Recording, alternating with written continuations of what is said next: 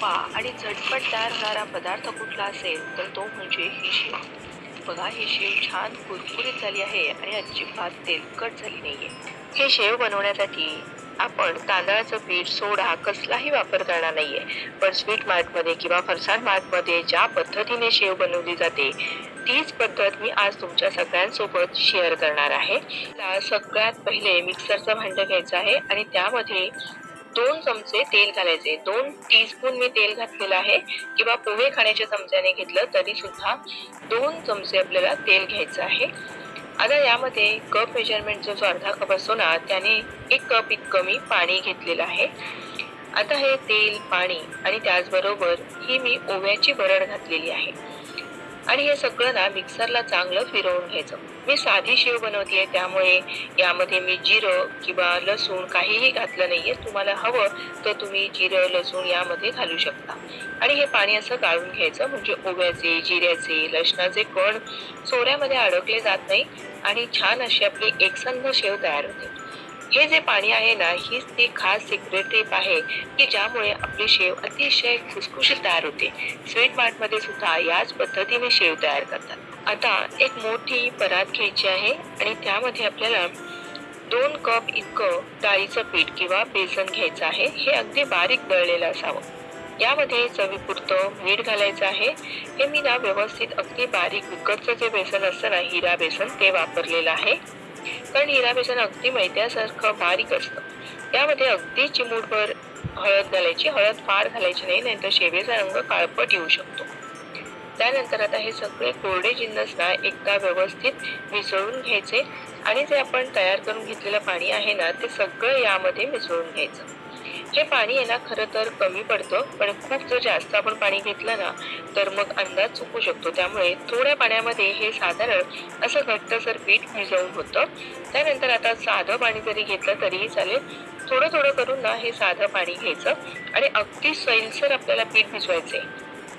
डाळीचं पीठ ना फार चिकट असतं आणि ते भिजवण्यासाठी ना फार जास्त पाणी लागत नाही. त्यामुळे थोडं थोडं पाणी घालायचं आणि हे ना मी बघा असं फेटतीये डाळ.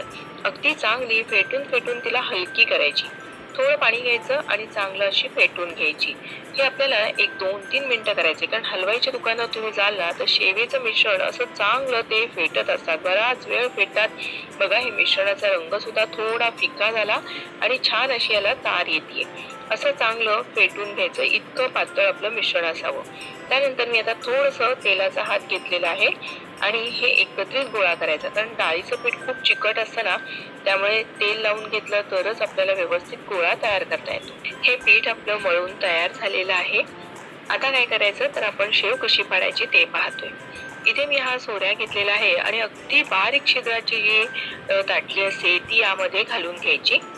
आता याला थोडंसं ना आतून तेल लावून घ्यायचं म्हणजे डाळीचं पीठ ना फार चिकट असतं ना तर ते याला चिकटलं जात नाही. म्हणून थोडंसं तेल लावून घेतलं आणि मग आता हे असं आपल्याला घट्ट असं पीठ यामध्ये भरून घ्यायचं आहे.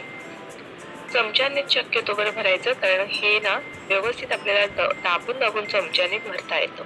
अगदी घट्ट भरायचं म्हणजे हवेची बुडबुड कुठेही शिल्लक राहता कामा नये. म्हणजे शेव एकसंध पडते.